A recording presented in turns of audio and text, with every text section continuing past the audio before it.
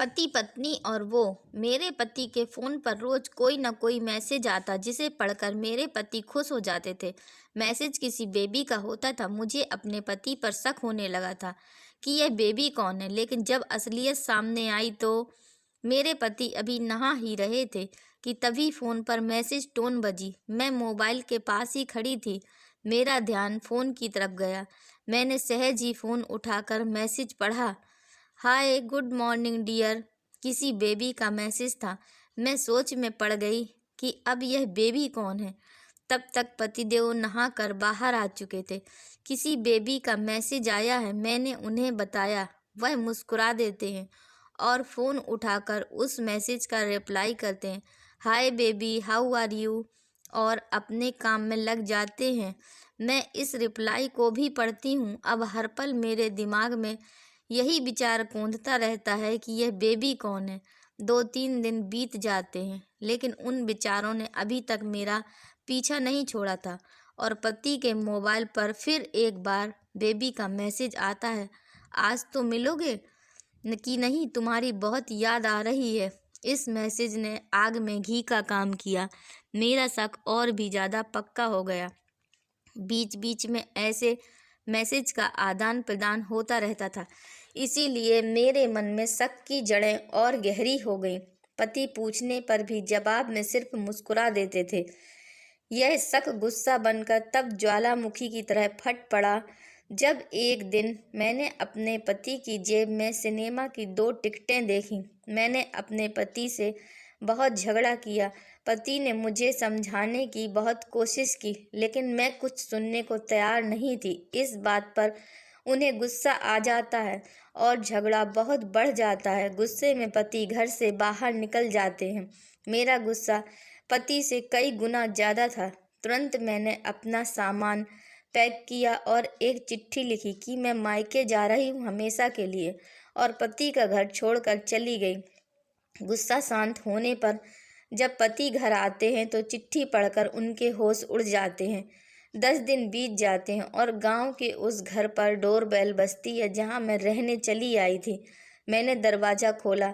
दरवाजे पर 10 साल की एक छोटी बच्ची हाथों में लेटर लिए खड़ी थी। वह मुझे लेटर देती है। बच्ची से वह लेटर लेकर मैंने लेटर पढ़ना शुरू किया, जिसमें लिखा था, डियर वाइफ, जिस बेबी की वजह से हम दोनों में इतने झगड़े हुए और तुम हमारा घर छोड़कर यहाँ चली आई, यह बच्ची जो अभी तुम्हारे सामने खड़ी है वह वही बेबी है। अनाथ आश्रम की एक प्यारी बच्ची। इसी के साथ मैं बातें करता था, सिनेमा जाता था। पहली बार जब तुमने बेबी के बारे में पूछा तो मैंने जानबूझकर तुम्हें नहीं बताया था। सोचा था थोड़ा मजाक करता हूँ, देखता हूँ तुम कैसे रिएक्ट करती हो। लेकिन मैंने यह कभी नहीं सोचा था कि तुम्हारा शक इतना बढ़ जाएगा कि तुम घर ही छोड़ दोगी। हाँ, सबसे ज़रूरी बात यह है कि यह जो बेबी है वह किसी और की नहीं बल्कि तुम्हारी ही बेटी है। रुको, अपने आप को संभालो और आगे की बात ध्यान से पढ़ो। हमारे शादी के 2 साल पहले की यह बात है। तुम अपने कॉलेज के लास्ट ईयर में थी। तुम्हारे दोस्तों ने नोट्स लेने के बहाने तुम्हें बुलाया था और तुम्हें चाय में एक नशीली दवा खिलाकर ना करने वाला काम किया था, जिसमें तुम्हारी कोई गलती नहीं थी। लेकिन कुदरत ने अपना काम किया और तुम्हारे पेट में इस बेबी को डाल दिया। काफ़ी प्रयास करने पर भी अबॉर्शन नहीं हुआ तो तुम्हारे घर वालों ने समाज के डर से तुम्हें 6 महीने तक घर में ही रखा। तुम्हारे पिताजी खुद एक डॉक्टर हैं, इसीलिए यह बिन मांगा बच्चा बड़ी आसानी से बिना किसी को कानों कान खबर किए हुए इस दुनिया में आया।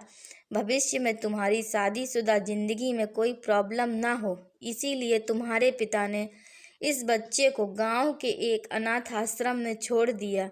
यह बच्चा मतलब यही बेबी जो अभी तुम्हारे सामने खड़ी है।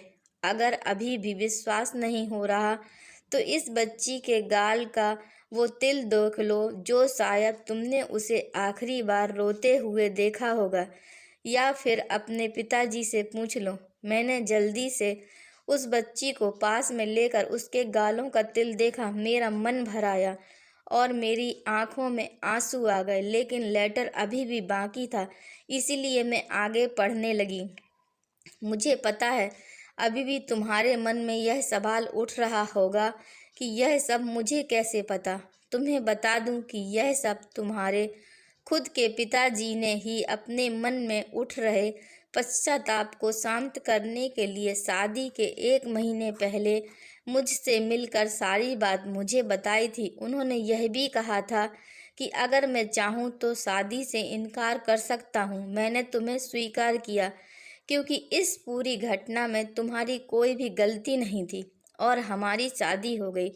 तुमने मुझे बहुत प्यार दिया, लेकिन तुम्हारे पिता ने बेबी के बारे में जानने के बाद मैं उसे मिले बिना नहीं रह पाया। मैं बीच बीच में उससे मिलता था। उससे मिलना, उसके साथ समय बिताना मुझे अच्छा लगता था। कितनी प्यारी बच्ची, बिना किसी गलती के क्यों सज़ा भुगते। बस इसीलिए मैं उसे थोड़ी सी खुशी देने की कोशिश करता था। बस मुझे इतना ही कहना था। अब अगर तुम फिर से अपने घर आकर मेरे साथ रहना चाहो तो गैलरी में आ जाओ। तुम्हारा और सिर्फ तुम्हारा डियर पति। बिना एक क्षण की भी देरी के मैं दौड़कर गैलरी में पहुंची और रास्ते पर मेरे पति खड़े थे। उनके चेहरे पर मुस्कान थी और पत्नी की आंखों में आंसू बह रहे थे। कारण कुछ भी हो, अपने दोनों के बीच में कभी भी सबको थोड़ी सी भी जगह मत दो, क्योंकि दुनिया में हर बीमारी का इलाज है, लेकिन शक नाम की बीमारी का कोई इलाज नहीं होता।